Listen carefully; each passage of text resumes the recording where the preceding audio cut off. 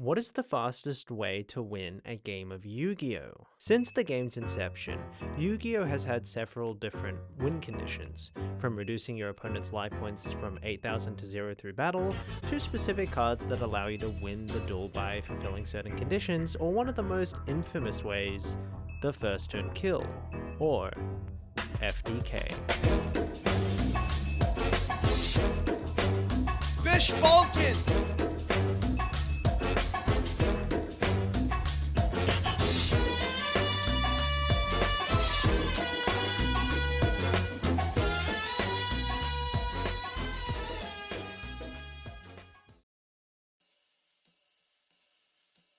An FTK by definition is a strategy that allows one player to win on their very first turn of the game without allowing the opponent to have a chance to have a turn at all.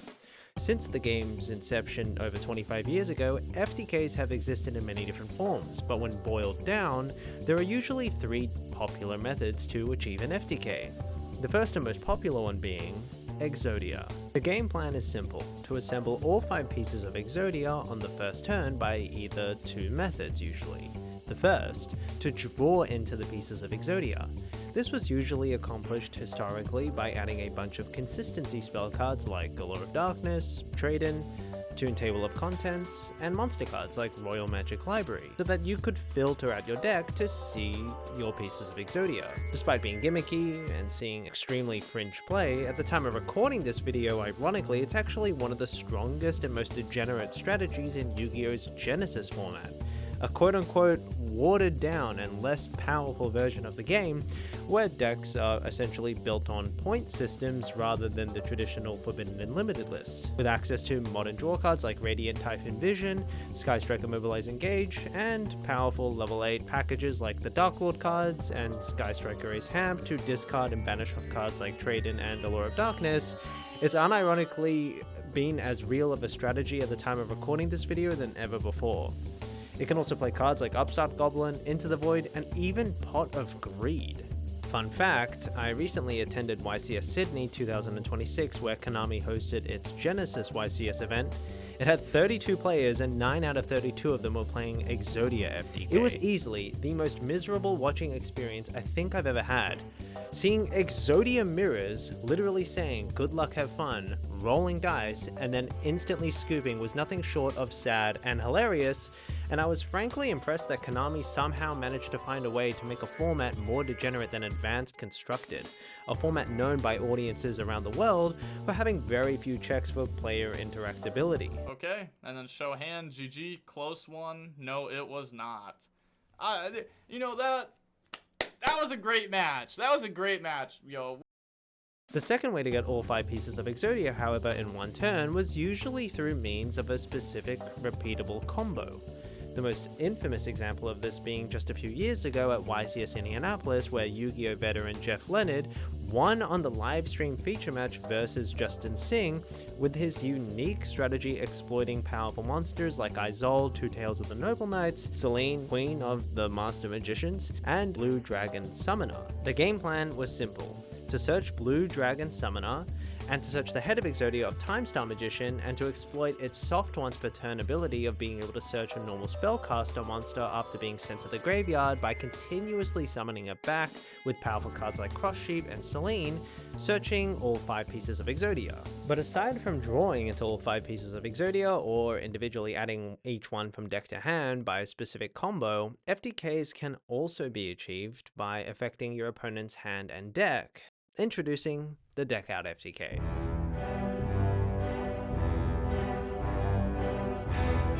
This is a strategy where you essentially win the game on the first turn when your opponent has no cards to draw off the top of their deck. Often considered to be one of the least viable ways to do an FTK, as these strategies often involve giving your opponent resources, it has seen fringe success more so on Master Duel. These FTKs are usually accomplished by exploiting cards like Cyberjaw and Morphing Jaw alongside spell cards like Book of Taiyu, so that you can continuously flip up your jars, forcing your opponent to draw. The second way of achieving a Deckout FTK instead of making your opponent draw cards is by forcing them to mill cards from their deck to the graveyard through cards like Soul Absorbing Bone. When we bone, she absorbing my tower. No. It's a zombie monster that has the effect where every time you summon a zombie monster, your opponent sends the top 2 cards of their deck to the graveyard. This is usually done by building your entire deck with zombie monsters in mind and summoning as many of them as possible. Of all of the FTK strategies, however, Deckout has often been considered the worst out of all of them, as it gives your opponent resources in the process, allowing them to possibly gain access to cards like hand traps to stop your win condition. But what has historically been by far the most consistent, competitively viable, and popular strategy to achieve an FTK has been by burn.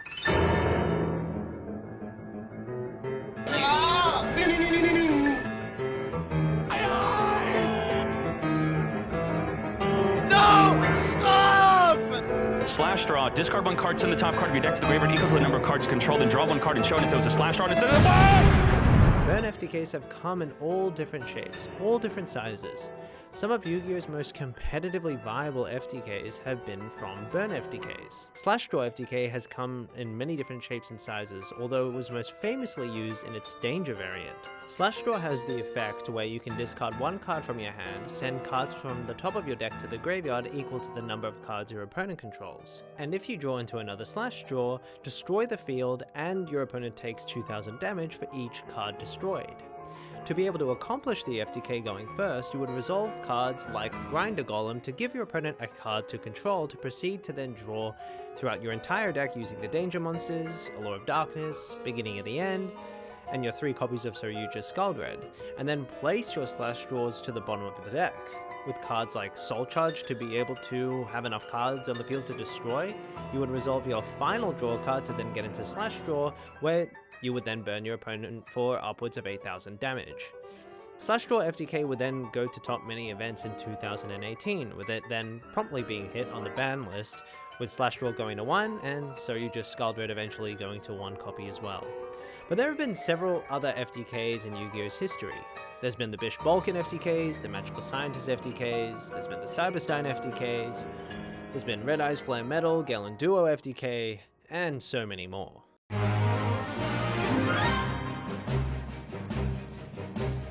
Recently, YCS Sydney 2026 just wrapped up, and as many of people know by now, I decided to queue Pure Yummy, a strategy which many players, including myself, wrote off and thought it was competitively unviable to go the distance to actually win the event. My testing partners and I put hundreds of hours of research, playtesting, theory crafting for this event, and wanted to find a strategy that gave us the best possible odds to win the tournament. We didn't like how Radiant Typhoon couldn't play that many hand traps or non-engine, and had to instead rely on trying to break the board the opponent made, which was especially an issue if the opponent played a strong combo deck like Crystron K9, and resolved a game-ending floodgate like Spell Canceller. Although the deck is very strong, I've always tended to stay away from heavy engine decks, as I prefer to have more agency to draw into more interactable hand traps to completely stop my opponent when I'm forced to go second. We also thought that whilst Dracotel Branded was extremely strong, we found that the mirror matches were abysmal, and that there wasn't a very clear way to win going second in the mirrors. Therefore, we wanted to see if Yummy still had a chance to win after the ban list. Upon trying many different versions of the Yummy deck, we realized one thing for certain, and it was that we desperately wanted to main deck Retaliating Sea for the event, a powerful hand trap which gave us the best chance of winning versus Dracotel going first or second, which was our hardest matchup.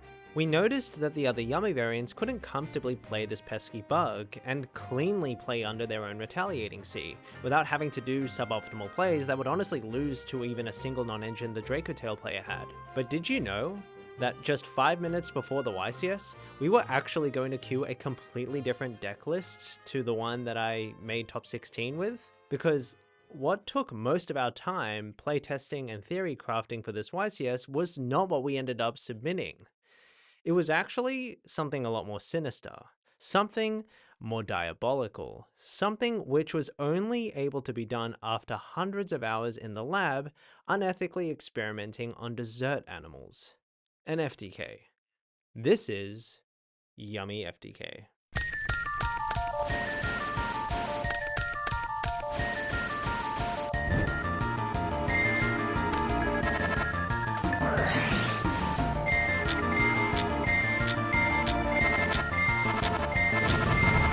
After my my testing partners, Peter, Levi, and I decided to queue Pure Yummy for the YCS, we wanted to address one of the deck's biggest weaknesses, board breakers. Yummy as a strategy has always traditionally been known to heavily struggle against powerful board breaker spell cards like Raigeki, Dark Hole, Dark Ruler No More, Forbidden Droplet, and, after the release of Burst Protocol, Forbidden Crown. All of these cards are catastrophic to the Yummy deck, as the way the deck wins interactions versus the opponent is by reacting to their card effects and tagging out your way synchro monsters. Yummy Snatchy, which was recently hit on the Forbidden Unlimited list, was a key choke point, as it was what allowed you to synchro summon on your opponent's turn. To mitigate board breaker decks like Lunalight, which has access to powerful board breakers and heavy poly, or earlier versions of Radiant Typhoon, which in the meta were having success on online tournaments playing Super Poly, Forbidden Crown, Droplet in the main deck, we decided to play Ancient Fairy Dragon and Secret Village of the Spellcasters in our side deck. And in fact, Peter actually won a regional the month before the YCS with this very strategy. The idea was very simple: to side in Secret Village of the Spellcasters as well as Ancient Fairy Dragon and turbo them out, and using TG Hyper Librarian as our spellcaster to insulate us from powerful board breakers. After seeing tons of online tournament data that Radiant Typhoon was going to come into the format, we thought that this strategy was perfectly adaptable and we could copy and paste our game plan for the Radiant matchup. That wasn't until the Radiant players started to play Lava Golem and Winged Dragon of Our Sphere mode, two out cards like Liger Dancer, which also just so happened to catch us in the crossfire because they could just get rid of our spellcaster, Hyper Librarian, which completely destroyed us. If we got hit with Lava Golem or Sphere mode, it would be catastrophic because we wouldn't even be able to use our set Surprise to recover. Just when we thought we had no other way to recover and to beat Radiant Typhoon and the powerful board breakers they had, Peter one day suggested in our group chat, what if we just FTK them? So we put on our lab coats, went into the trenches of YouTube and Bilibili, Chinese YouTube, and started doing our research. We changed the group chat photo to the card Brain Research Lab, as we thought it was fitting given the labbing we were going to do for the next couple of weeks. Little did we know that in that moment, we would actually end up playing that very card in our deck list. Days went past until the group chat pinged and Peter said, "Have you seen the Brain Research Lab FTK?" And so we checked it out. It was beautiful.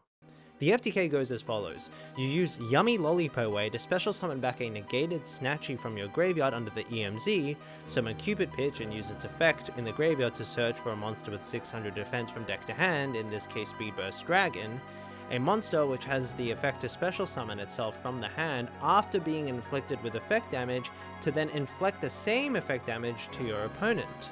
And use Ancient Fairy Dragon to destroy your Yummy minion, gaining 1,000 life points, and place Brain Research Lab from your deck to the field. Then by using Reprodokus, change the type of Yummy Snatchy into a Psychic monster. You then use Snatchy's quick effect and attempt to synchro summon by paying 100 life points 8 times, but because it's negated, nothing happens.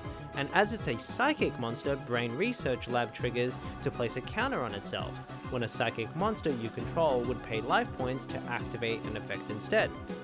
After repeating this 8 times to get 8 counters on your Brain Research Lab, you then use the third effect of Yummy Surprise to bounce your Brain Research Lab, immediately taking 8,000 points of damage, but as you've gained 1,000, you'll be on 1,000 life points. Speed Burst Dragon then triggers to then burn your opponent for 8,000 damage, and there you have it, a real FTK. That sounded like a lot, but there was just one little caveat.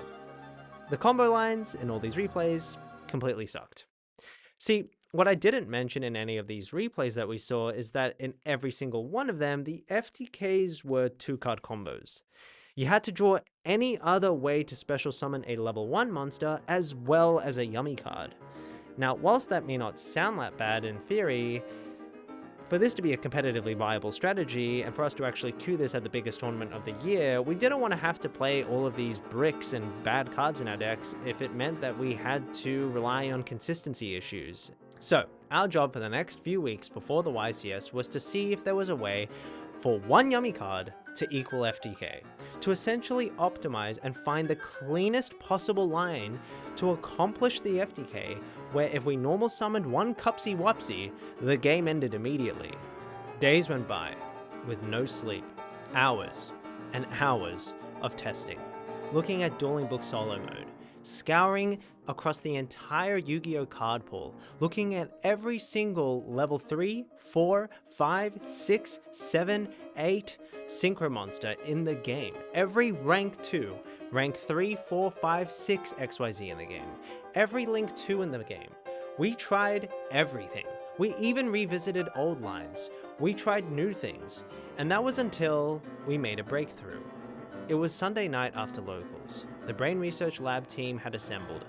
Peter, Levi, and I had all come to my house. Peter, looking at the board, trying to solve the puzzle, Levi on his laptop, looking at all the cards in the game, and me digging through my old bulk, trying to find the most obscure cards. It was truly like running our own research lab. And that was when it hit us. We realized that we were able to pull off the FTK using an obscure card called World Weight Carrot Champion. Here's what we had so far. We resolve our early Yummy plays and summon Goyo Defender. We summon more Goyo Defenders, and then make Lollipo Way to reborn the Snatchy under the extra monster zone as well as any other Yummy monster. We make Melee of the Trees and dump World Weight Carrot Champion from our deck and use its effect to summon itself by sending Melee of the Trees to the graveyard, and then proceed to make an Ancient Fairy Dragon, activating Brain Research Lab and resolving the FTK. We did it. It was a massive achievement. After looking at every single card in the game for hours, we found a line where we were able to make one Yummy monster equal the FTK. But even this had significant problems. See, one of the things that we were also trying to optimize was how many spots the FTK took up in our extra deck and our side deck. We were already playing cards like Gravity Controller and Goyo Defender, cards that are necessary for the FTK as it just worked with our strategy. So that wasn't a problem, but then we also needed to find a way to add Cupid Pitch, Ancient Fairy Dragon, Reprodocus, Speed Burst Dragon, and Brain Research Lab. And now after this, we had to also add this stupid carrot and Melee of the Trees into our side deck. More and more of our side deck just started to become random extra deck utility. The bottom part of our side deck started to look like a Lithium 2300 video when he's showing you all the possible tech cards you can play at the bottom of the deck profiles. Yo, what's up, guys? We knew that this was not going to work.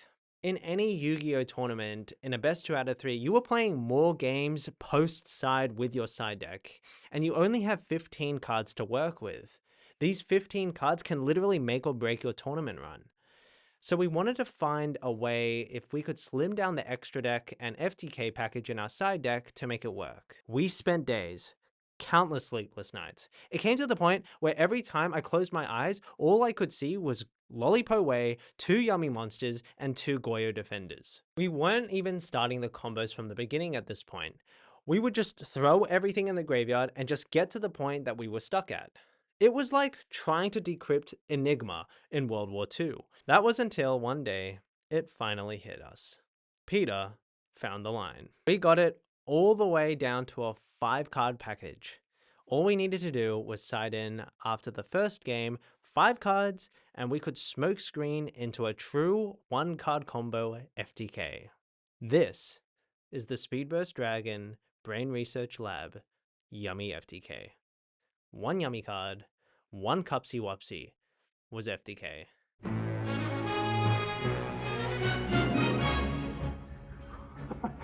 Alright, so this is the FTK. This is what we managed to figure out after hundreds of hours of playtesting. So I'll just blitz through all these. There's 15 Yummy cards, obviously. And then there's 21 hand traps. This is why we decided to play this deck. Alright. What we had was the Snatchy. This one you need for the FTK. Link Reaver, Almirage. Obviously all of these guys. This one that you need for the FTK, obviously. The Starham. To do the FTK, we needed to play any Synchro 5 monster. So before we were playing Hyper Librarian, but we were playing Gardener's Flora because we were playing Dawn Dragster regardless. Manatium Trisector, which you need for the FTK, and a Shuriken. So then for the side deck, what we were going to do was we obviously have hand traps for going second into VSK9 and just any big combo deck. Crossout and Callby. And then we have Brain Research Lab and Speedburst Dragon. So the idea of this FTK is you are essentially searching Brain Research Lab with Ancient Fairy Dragon, and you're searching Speedburst Dragon, which has 600 defense with Cupid Pitch, and you're turning the Snatchy into a Psychic Monster with Reprodocus. So the idea would be when you're going first, we would side out a couple cards in our extra deck that we don't need for the FTK, which would be these guys. So they go bye-bye. You side in the Suicide Squad. This is the Yummy FTK. Essentially how it works, all you need is any Yummy monster and any monster. It can be literally any monster. So you would normal summon Cupsy, our quick play spell, and link this off into our Snatchy. Use minion to reborn Cupsy, and then these will go into, and then this is going to search here one of the Yummies plus Marshmallow, and you'll discard a card. And then you'll summon Mal, and turn these into, and Goya Defender is going to summon another Goya Defender, and then Goya Defender is going to summon another Goya Defender. And then you're going to turn the one in the EMZ into Gravity Controller, summon the Yummy in your hand, and then you're going to turn these into Lollipo Yummy Way, and use the effect, and you must summon your Snatchy under the EMZ, or you can't do the FTK. So you summon back your two guys. Then we figure out these are going to turn into the Starham. You're going to discard a card from your hand to reborn here at level 1, and then this becomes a tuner. So then we can synchro these into our Cupid Pitch and the mandatory effect. This is what took us the long time to basically figure out the FTK, because this effect is mandatory, which is super duper annoying. So you must level modulate, so it becomes a level 3. And then we can turn these into Vanadium Trisupta. So Chainlink 1 this to reborn a level 2 synchro tuner, and Chainlink 2 Cupid Pitch is going to search from your deck to your hand Speedburst Dragon. So this is going to come back. And then at this point, you're going to go ahead and activate Surprise to summon back from your graveyard. So you summon back Marshmallow Yummy, and that's going to trigger to add back your Surprise. And now we figured out that these could turn into Ancient Fairy Dragon. Use the effect to gain 1,000 life points, blow up your field spell, and place Brain Research Lab from your deck to the field. And then from here, you can go ahead and special summon any monster, any other monster that you drew. It can literally be anything, any level 4 lower monster with the effect of Ancient Fairy Dragon. So we would even leave in all the Mole Chummies, so then our deck would be like 37 monsters. And then you can turn these into Reprodocus. Use Reprodocus to turn Snatchy into a Psychic monster. Activate Snatchy's effect 8 times so we get stuck in the Brain Research Lab in here. Boo, boo, boo, boo. And then this gets 8 counters. You activate the effect of Surprise to bounce this to your hand. You immediately take 8k damage. And then on resolution, Speedburst triggers to summon and burn them for 8k. And that was the FTK. Like, comment, subscribe. The line was purified and simplified down to its cleanest state. One Yummy monster and any random monster you drew could equal an FTK.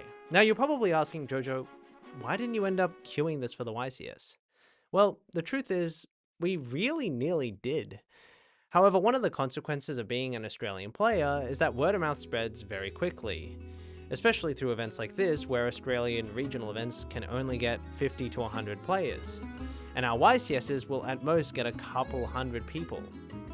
Everyone knows what each other is playing when they're walking around each other's desks and seeing what the top players are playing, and we realized that if someone found out what we were playing and word started to spread around that there was an FTK running around, everyone would find out immediately. And the deeper you go into a tournament, especially into Top Cut, you will virtually lose your element of surprise totally. We also noticed that by the time the YCS rolled around, that the Radiant Typhoon players started to adapt their deck lists. As more data came out and more deck lists came out after the 300th YCSs, the Radiant players started to adapt more hand traps into their side decks. They started main deck Ash Blossom, and they started side decking cards like Dominus Purge and Nibiru the Primal Being in their side decks. Our FTK strategy was contingent on our opponent playing an entirely board breaker strategy. And as time went on, we realized that the meta was not shaping out that way for those difficult matchups. Mole Chummies were fine because we didn't matter how many cards our opponent got, as the game would be over by the time they got the chance to use them.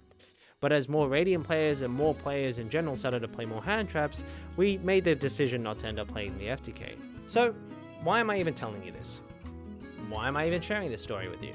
We didn't end up running the FTK for this event, so why am I even making this video? Well, It's because even though we ended up playing a completely different deck list, and we made top 16 playing a different strategy for this event, it's because even though we ended up playing a different deck list, it was the process that it took to get here which was most fun. I will for the rest of my life, but never forget those countless nights awake, Discord sessions with the boys and the Brain Research Lab team, bulk diving for the most insane obscure cards, optimizing and finding the best lines for this FTK, and at the end of the day, that's why I play Yu-Gi-Oh! I don't play the game for the prizing. I don't play the game for the money, or the clout, or the fame. I just play Yu-Gi-Oh! For the people, for the fun times like this, and all the ups and downs that it comes along with it. So even though sure might have wasted all that time figuring out a pointless FTK that we didn't even end up playing, it was the most fun I think I've had playing the game in years. This silly paper cardboard game has given me memories I'll remember for the rest of my life. Thanks for watching.